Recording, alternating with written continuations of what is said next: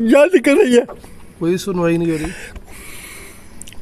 कोई सुनवाई नहीं हो रही, कुछ नहीं, कोई नहीं सुन रहा है। मोदी जी तक बात कही, चिट्ठियां भेजी आप लोगों ने काफ़ी, कोई सुनवाई नहीं हो रही। हमने सबको बोला है, हमें मरने से डर नहीं लगता, लेकिन हमें इन गंदे लोगों से डर लगता है। इन लोगों ने हम लोगों को तंग कर रखा है, इन लोगों ने हमारी जान ले रखी है। कम से कम ये पब्लिक का इतना तो ख्याल करो कि जो आप लोगों के जिसके ऊपर आप राज करते हो वो वही दुखी हैं, तो आप राज किसके ऊपर कर रहे हो? जाओ पाकिस्तान में उनके ऊपर करो राज। अगर हम हिंदुस्तानी हिंदू हैं, हमारे ऊपर राज कर रहे हो तो हमारा ख्याल करो। अगर हमारा ख्याल नहीं रख सकते तो आपको सरकार में बने रहने का भी कोई हक नहीं है। किसी भी आदमी को किसी भी पोस्ट में रहने का हक नहीं है। अगर वो रहना चाहते हैं पोस्टों पे तो वो इस पब्लिक का ख्याल करो और इनकी ज़िंदगी को थोड़ा आसान बिजली बहुत महंगी मिल रही है आपको? बिजली यहाँ कॉमर्शियल मिल रही है, 15.5-16 रुपये पर यूनिट पड़ रही है। हम अपना यदि सिक्योरिटी और पानी का लगाते हैं तो 20 रुपये के ऊपर ही पर यूनिट पड़ती है हमें एक इंडिविजुअल को। 20 रुपये पर यूनिट पड़ रहा है। कर्नल साहब है, सोचकर देखिए कि इन लोगों के दिलों में क्या। मुझे ऐसा लगता है कि अगर ये बात मोदी जी तक पहुँचे तो मेरा विश्वास है कि मोदी जी जरूर, जैसे आप कह रहे हैं कि गवर्नर के साइन से वो नोट की वैल्यू है, विश्वास होता है। मैं मोदी जी की सपोर्टर हूँ। मुझे ऐसा लगता है कि अगर मोदी जी तक ये बात पहुँचेगी तो पक्का कोई ना कोई इसका आज भी विश्वास है आपको? आज देखिए मोदी जी, आज आपके ऊपर आज भी लोग विश्वास कर रहे हैं। 2 टर्म आप पूरे कर चुके हैं सरकार के, 2024 में तीसरी बार चुनाव है। अगर अब भी सुनवाई ना हुई, अगर आपके ऊपर से भी विश्वास उठ गया मोदी जी, तो फिर उसके बाद कोई शख्स इस हिंदुस्तान में नहीं है जिसके ऊपर विश्वास कर ये लोग। 1000 करोड़ का ग्रुप है जिसने अभी अपना 5880 करोड़ का लोन भी माफ करवाया है। ये हम इसी ग्रुप ने? जी हाँ, सरकार से? जी हाँ, एडल इंफ्रा इंजीनियरिंग आप चेक कर सकते हैं। एडल इंफ्रा इंजीनियरिंग दूसरे नंबर पे नाम है, 11 लाख करोड़ जो संसद में उठा है, उसमें 5879 करोड़ के लोन इनके माफ। कि जो ये बिल्डर है इनका लोन भी माफ कर दिया गया है, यानी कि बिल्डरों का लोन माफ हो गया। लेकिन इन भाई साहब की क्या गलती है? बैंक से लोन लिया हुआ है। इन भाई साहब की क्या गलती है? इनका लोन माफ क्यों नहीं हुआ? इनकी क्या गलती है? इनका लोन माफ क्यों नहीं हुआ? हमेशा बड़े बड़े लोगों का लोन माफ हो जाता है, लेकिन जो लोग यहाँ पर अपनी बात कहते हैं उनके लोन माफ नहीं होते, क्योंकि ये लोग मोदी जी के दोस्त नहीं हैं। नमस्कार, मैं हूं आकर्षण उपल और इस समय आप ये सीधी तस्वीरें देख रहे हैं हरियाणा के फरीदाबाद से। फरीदाबाद में किस तरह से लोगों के साथ फ्लैट बेचने के नाम पर धोखाधड़ी हुई, लाखों करोड़ों अरबों रुपए लेकर बिल्डर किस तरह से गायब हो गया। पिछले कई सालों से लोग चाहते हैं कि उन्हें उनके फ्लैट दिए जाएं, क्योंकि वो फ्लैटों का पैसा दे चुके हैं, लेकिन बावजूद इसके ना तो बिल्डर ने इनकी कोई सुनवाई की, ना नेताओं ने इनकी सुनवाई की। सरकार हाथ पर हाथ धरकर बैठी हुई है, लेकिन ये लोग चाहते हैं कि इनको इनके फ्लैट दिए जाएं। आप देख सकते हैं कि ज्यादातर लोग जो आपको इस समय वीडियो में नजर आ रहे हैं, ये बुजुर्ग हैं जिन्होंने अपने जीवन की खून पसीने की कमाई से, अपने पीएफ के पैसे से, अपनी जमीनें बेचकर, अपने बच्चों की एफडी तोड़वाकर, छोटी मोटी जो जमीन जायदाद थी, जो घर की ज्वेलरी थी, किसी ने उसको गिरवी रखा, किसी ने उसको बेच दिया कि चलो फ्लैट मिल रहे हैं, छत मिल जाएगी, घर मिल जाएगा और उसके बाद कम से कम हम अपने घर में रह सकेंगे। लेकिन आज देखिए 13 साल बाद भी ये लोग किराए के मकानों में रह रहे हैं। हालांकि जिस बिल्डर की यहां पर बात हो रही है उसका नाम बताया जा रहा है कि एडल divine court residence sector 76 Faridabad की ये सोसाइटी थी। यहां पर आपको दिखाई दे रहा है कि एक हाई राइज बिल्डिंग है, यानी यहां पर बहुत सारे हजारों फ्लैट बनाए जाने थे। लोगों को लालच देकर फ्लैट बेच दिए गए, पैसा ले लिया गया और यहां पर आप देख सकते हैं कि लो राइज जो बिल्डिंग है वो यहां पर बनी हुई है। और लो राइज बिल्डिंग में भी फिलहाल जो ये लोग हैं ये यहां पर इसलिए रह रहे हैं कि कम से कम ऐसा ना हो कि इनके फ्लैट किसी और को बेच दिए जाए। ना बिजली की कोई व्यवस्था है, आप सोचिए कि बिना बिजली के कोई कैसे रह सकेगा। किसी तरह की कोई सिक्योरिटी नहीं है, कब रात को कोई हादसा हो जाए इस बारे में कुछ अता पता नहीं है। मामला फिलहाल एनसीएलटी में चल रहा है, जहां से इन लोगों को जस्टिस नहीं मिल रहा। और हमारे साथ आज एक ऐसे शख्स है जिन्होंने 1971 की लड़ाई में सीने पर गोली खाई थी, यानी कि वो आर्मी से रिटायर्ड जवान रह चुके हैं। जो जीवन भर की पूंजी थी उन्होंने इसी कंपनी में लगा दी, फ्लैट खरीद लिया, लेकिन आज ना घर की छत है, ना मकान है, ना खाते में पैसे हैं, सिर्फ पेंशन के सहारे गुजारा कर रहे हैं। उनसे सबसे पहले बात करते हैं। अंकल जी, देश के लिए आपने सेवा की, सीने पर गोली खाई, लेकिन देश की सरकार, देश के नेता किसी की भी सुन नहीं रहे। सबसे पहले मैं बताना चाहता हूँ, मैं कैप्टन बहालचंद, मैं कमांडो में था, 9 पैरा कमांडो में। जो हमें दुश्मन के साथ लड़ते समय गोलियां, बम्बारमेंट के बीच में हमें डर नहीं लगा, बुरा नहीं लगा। लेकिन रिटायरमेंट के बाद जो हमें पैसा मिला वो पैसा ला करके यहाँ मकानों के लिए लगा दिया, गांव की खेती भी बेची पैसा पूरा करने के लिए, फिर भी हमें मकान नहीं मिला। और अगर मिल रहा है तो बिजली 15 रुपये यूनिट मिल रही है, वो भी कमर्शियल रेट से, और लोग इतने तंग हैं कि यहाँ की बिजली बंद, पानी बंद, और कोई सिक्योरिटी नहीं, कोई सड़क नहीं, कोई बिजली नहीं, इतने लोग तंग हैं कि इसके बारे में कुछ नहीं बताया जा सकता। कौन सा सोसाइटी है ये अंकल? ये एडलडोइन कोर्ट सेक्टर 76 फरीदाबाद की सोसाइटी है। बिल्डर यहाँ से भाग गया है।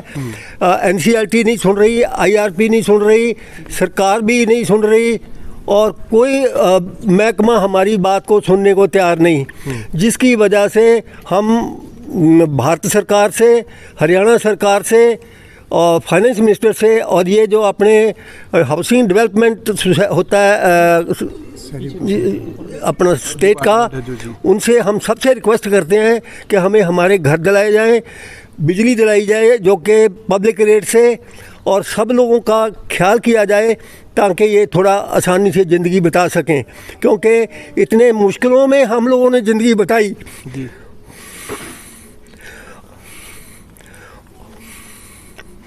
और यहाँ हमें याद कर रही है, कोई सुनवाई नहीं हो रही,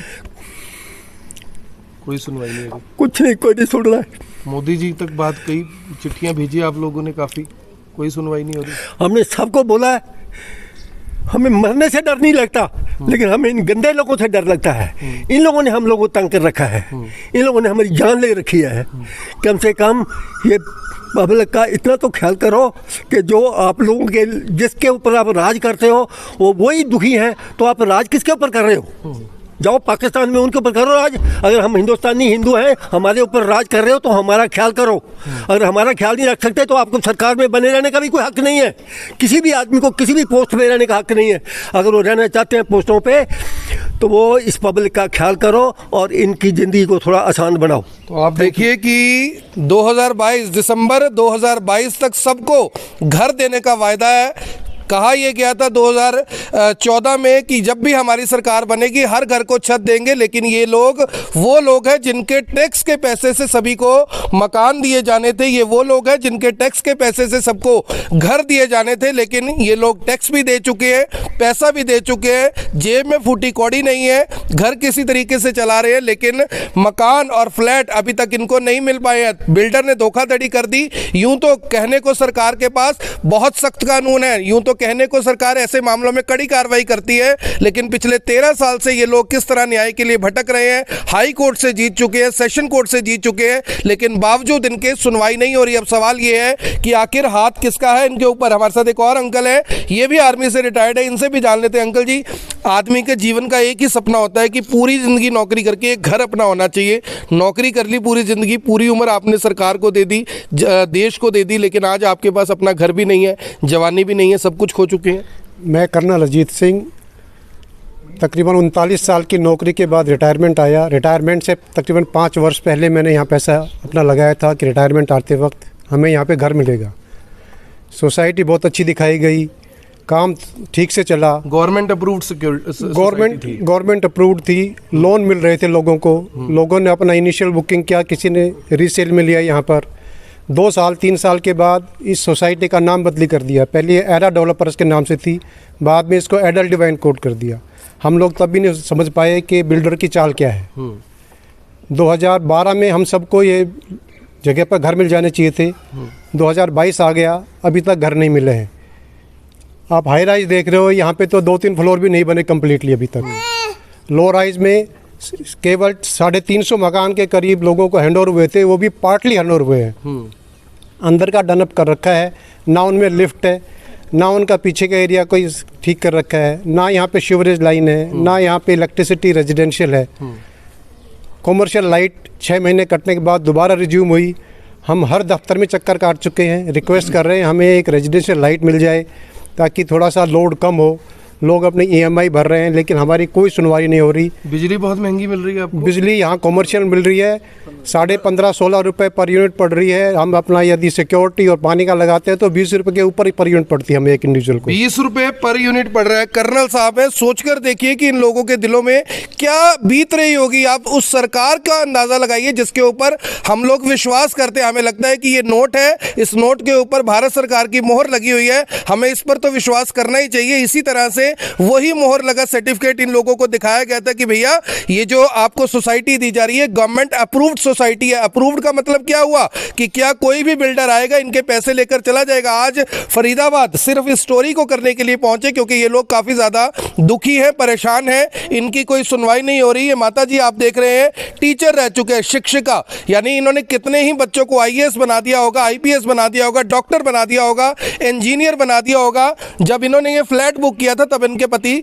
जिंदा थे, लेकिन आज अंकल जी हमारे साथ नहीं है, हमारे बीच में नहीं है, ना वो इस मकान में रह सके, ना वो इस छत में रह सके। और ये आंटी भी पीछे बनी हुई एक सोसाइटी में किराए के मकान पर रहती है। आंटी जी, अंकल जी ने जब ये फ्लैट बुक करवाया था बहुत खुशी हुई होगी घर में कि चलो अब अपना छत मिल जाएगी। आज 10 साल बाद भी हाथ में कुछ नहीं है? नहीं सर, कुछ भी नहीं है। 50% पेमेंट दे चुके हैं। मैंने अपने PF से भी पैसा दिया था, कुछ सेविंग करके दी थी, पर कुछ नहीं मिला। तो कुछ सरकार नेताओं से आप लोग मिले, मंत्रियों से मिले, क्या आश्वासन मिले? मुझे ऐसा लगता है कि अगर ये बात मोदी जी तक पहुंचे तो मेरा विश्वास है कि मोदी जी जरूर, जैसे आप कह रहे हैं कि गवर्नर के साइन से वो नोट की वैल्यू है, विश्वास होता है। मैं मोदी जी की सपोर्टर हूँ। मुझे ऐसा लगता है कि अगर मोदी जी तक ये बात पहुंचेगी तो पक्का कोई ना कोई इसका आज भी विश्वास है आपको? आज भी है। तो आज भी इनको विश्वास है। देखिए मोदी जी, आज आपके ऊपर आज भी लोग विश्वास कर रहे हैं। 2 टर्म आप पूरे कर चुके हैं सरकार के, 2024 में तीसरी बार चुनाव है। अगर अब भी सुनवाई ना हुई, अगर आपके ऊपर से भी विश्वास उठ गया मोदी जी, तो फिर उसके बाद कोई शख्स इस हिंदुस्तान में नहीं है जिसके ऊपर विश्वास कर कर ये लोग दोबारा उन्हें वोट दे देंगे। हमारे साथ इसी सोसाइटी के जो प्रेसिडेंट है जिन्होंने RWA बनाई है। RWA क्या है? नाम की RWA क्योंकि यहाँ पर किसी तरह की कोई फैसिलिटी नहीं है। प्रधान बनकर फंसने वाली बात है, लेकिन फिलहाल फंसे भी हुए हैं, कोशिश भी कर रहे हैं कि कम से कम लोगों का समाधान हो। सर क्या नाम है आपका? जिस तरह से लोग अपना दुख और दर्द बता रहे हैं, मुझे लगता है कि इससे ज़्यादा दर्दनाक मामला पूरे हरियाणा में और कहीं नहीं होगा। बिल्कुल बिल्कुल सही बात है सर। मेरा नाम अभिषेक द्विवेदी है। मैं यहीं पे लो राइज में ही अपने मकान में रह रहा हूँ, पिछले 6 साल से रह रहा हूँ। जो मैं उन लोगों में, कुछ नसीब लोगों में कहूँगा जिनको पार्टली उसने पोजीशन दे दिया था। पर आपको मैं बताऊं, ये जो RWA नाम की RWA है, अभी इसमें रहने वाले कुछ 75 रेजिडेंट्स हैं और वो भी किस स्थिति में रह रहे हैं, किस मनोस्थिति में रह रहे हैं, हम किस तरह से रह रहे हैं हमें ही पता है। हमारी बिजली काट दी गई 6 महीने तक। आप विश्वास कीजिए, गर्मियां पड़ रही थी और बिजली नहीं थी।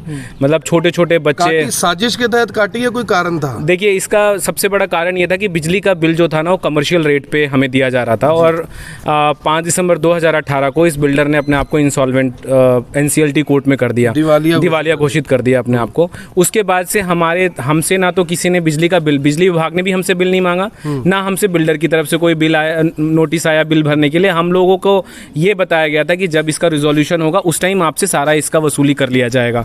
उसके बाद बिजली का बिल 2.5 साल तक कनेक्शन नहीं कटा, वो एक दिन 2 सितंबर 2021 को बिजली काट दी जाती है और बोला जाता है कि भैया 2 करोड़ पहले जमा कराओ।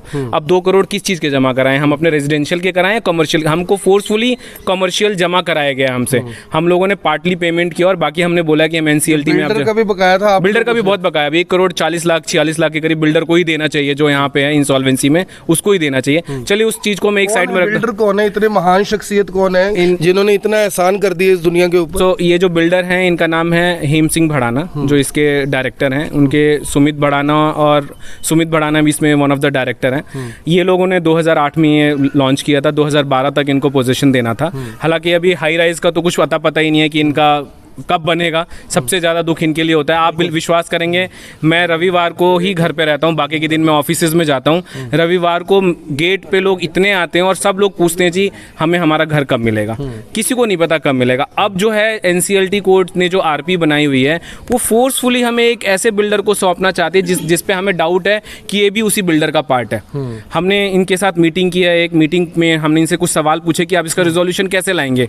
आज पूरे 1 महीने हो गए उस बात को। इन्होंने आज तक हमें क्लैरिफिकेशन नहीं दिया है। अब हमारा जो बिल्कुल जो आखिरी उम्मीद जो है हमारी, वो सिर्फ हमारे सरकार पे है कि वो इस प्रोजेक्ट को टेक ओवर करें, इसको एनसीएलटी से बाहर निकालें और इसे पूरा कंप्लीट करके 2200 परिवारों को एक वरदान दे दें। में भी 75वें स्वतंत्रता दिवस के 75वें साल में एक जो मोदी जी का भी सपना था कि अमृत महोत्सव वही होगा ना जब घर मिल जाएगा। अब हम तिरंगा भी फहराना चाहते हैं, पर हम तिरंगा फहराएंगे कहाँ जब लोगों के पास घर ही नहीं है। सबसे बड़ी बात यह है कि जिन लोगों के पास घर नहीं है, लाखों रुपए करोड़ों रुपए देने के बाद भी घर नहीं मिला। सवाल उनका अपनी जगह ठीक है कि आजादी का अमृत महोत्सव कैसे मनाएं, क्या झंडे को टांग कर घूमते रहे या अपने घर पर मनाएं, ये सबसे बड़ा सवाल है। हमारे साथ एक और शख्स है जिन्होंने शायद फेसबुक पर हमसे संपर्क किया था। सर, क्या कुछ कहना चाहेंगे? जिस तरह से लोग खून के आंसू रो रहे हैं, मोदी जी चुप हैं, खट्टर जी चुप हैं, सरकार चुप है, अफसर चुप है, ये तो ऐसे लग रहा है जैसे मिली भगत है। IBN 24 की टीम का और आकर्षण उपल टीम का बहुत बहुत धन्यवाद, जो आप हमारी रिक्वेस्ट पे स्पेशली फरीदाबाद आए और आप लोग इंसाफ की लड़ाई लड़ते हैं, जिसको देखते हुए हम सब टीम ने फैसला किया कि आप लोग ही हमारी एक कड़ी बनते हुए हमें इंसाफ दिलाएंगे। देखिए, परेशानी तो यहाँ बहुत ज़्यादा है और आज़ादी का 75वां महोत्सव बना रहे हैं, घर घर झंडा फहरा रहे हैं, लेकिन हमारे यहाँ झंडा नहीं, हमारे यहाँ तो क्रांति के नारे हम लिए खड़े हैं बेचारे। मैं अपनी बात करूँ, मेरे साथियों की बात करूँ, लोन में डूबे हुए हैं, personal loan, home loan, EMI भर रहा है कोई साथी। मैं अपनी बात करूं, माता जी का सारा रिटायरमेंट का पैसा इसमें लगा हुआ है, 17 लाख रुपए मेरा लगा हुआ है। और आप देख सकते हैं सामने एक ये स्ट्रक्चर खड़ा है जिसका अभी तक कोई अता पता नहीं है कौन बनाएगा। बहुत ही सिंपल है, लेकिन इसको कहीं ना कहीं सरकारी मशीनरी और जो हमारे कानून हैं, स्पेशली जो इंसॉल्वेंसी रूल है, उसके तहत ये एक बहुत 1000 करोड़ का ग्रुप है जिसने अभी अपना 5880 करोड़ का लोन भी माफ़ करवाया है। ये हम इसी ग्रुप ने, जी हाँ, सरकार से, जी हाँ, एडल इंफ्रा इंजीनियरिंग आप चेक कर सकते हैं। एडल इंफ्रा इंजीनियरिंग दूसरे नंबर पे नाम है, 11 लाख करोड़ जो संसद में उठा है, उसमें 5879 करोड़ के लोन इनके माफ़ हुए हैं। हमें थोड़ी राहत हुई कि चलो लोन माफ़ हो जाएंगे तो हमारा प्रोजेक्ट डिटैच हो जाएगा। हमारा प्रोजेक्ट ज़बरदस्ती इसमें अटैच किया हुआ है, जबकि ये इनके नाम पे ही नहीं है। ये जो है ये एक अलग बिल्डर के नाम पर है। एडल की प्रॉपर्टी से इसको ना अटैच किया जाए, क्योंकि ये एक रेजिडेंस है हमारा, वो उसकी कोई पर्सनल फैक्ट्री है, उसका कोई पर्सनल प्रॉपर्टी नहीं है। उसकी लैंड जो इसको अटैच कर रहे हैं, ये हमारा आशियाना है, हमारा घर है, इसको इससे डिटैच किया जाए, हमें इंसाफ दिला जाए। ये हज़ारों करोड़ का ग्रुप है, ये बड़े बड़े फ्लाईओवर, बड़े बड़े एयरपोर्ट के ठेके लेता है। आप जाइए रुड़की साइड और उत्तराखंड में, बहुत बड़ा बिल्डर है ये, और एक साजिश के तहत ये अपने इसको इंसॉल्वेंसी में ले गया, जैसे कि मेहुल चोकसी, नीरव मोदी, विजय माल्या, बड़े बड़े ग्रुप।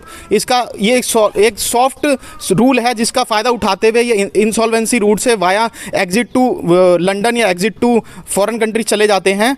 इनको ये सरकार इसका संज्ञान ले और ये प्रॉफिटेबल प्रोजेक्ट है, इसे इसकी निष्पक्ष जांच कराकर, हम लोगों ने अपनी मेहनत की कमाई से किस्तें भरी हैं, हम आगे भी भरेंगे, इसको किसी अच्छे बिल्डर को दिया जाए और इसकी कंस्ट्रक्शन करा के, या सरकार टेक ओवर कर ले, अपनी निगरानी में बनाए। हम लोग तैयार हैं, हम पूरा पैसा पहले भी दिया है। इसमें अनसोल्ड यूनिट है, उनको वो भी बिकेंगे जब इसकी कंस्ट्रक्शन स्टार्ट होगी। हाई राइज, लो राइज और EWS 3 है, इसमें कमर्शियल शॉप्स भी हैं और डिस्पेंसरी, स्कूल, बहुत सारी चीज़ें हैं। 26 रेट बहुत बढ़ गए होंगे 2012 से, रेट बढ़ चुके हैं, लेकिन वही है कि आज तक ये हुआ क्या कि ये दबे ठंडे बस्ते में पड़ा रहा, कहीं ना कहीं डीप कोल्ड स्टोरेज में पड़ा रहा।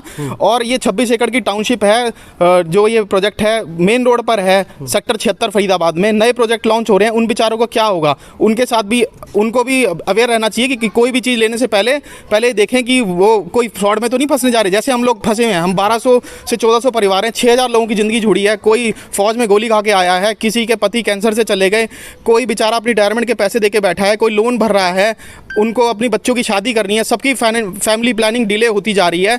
और हमारी सरकार से और NCLT से गुजारिश है कि न्याय करें, किसी बिल्डर की को बचाने के चक्कर में ऐसा ना हो कि यहाँ 6000 लोग विरोध पे खड़े हो जाएं और सड़कों पे ये निकल आएं, उसकी जिम्मेवार कौन लेगा? 6000 लोगों ने बुकिंग करवाई हुई है यहाँ पे, 1400 परिवार हैं, हर परिवार में 4-5 व्यक्ति हैं, और भी परिवार बढ़ रहा है तो 6000 लोग हम हो गए। हम 1500 परिवारों के साथ अरबों रुपए का घोटाला हो गया। और घोटाले के साथ साथ एक बड़ी खबर ये भी बता दी कि जो ये बिल्डर है, इनका लोन भी माफ कर दिया गया है, यानी कि बिल्डरों का लोन माफ हो गया। लेकिन इन भाई साहब की क्या गलती है? बैंक से लोन लिया हुआ है। इन भाई साहब की क्या गलती है? इनका लोन माफ क्यों नहीं हुआ? इनकी क्या गलती है? इनका लोन माफ क्यों नहीं हुआ?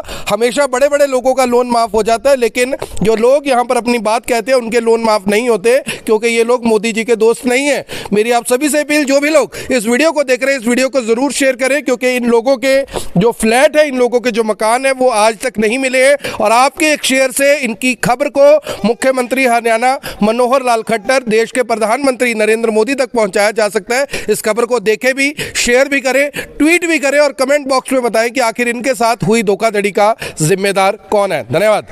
अब यहां तक आ ही गए हैं तो हमारे चैनल को सब्सक्राइब जरूर करें और नीचे दिए गए बेल आइकन को जरूर दबाएं ताकि हर खबर सबसे पहले पहुंचे आप तक।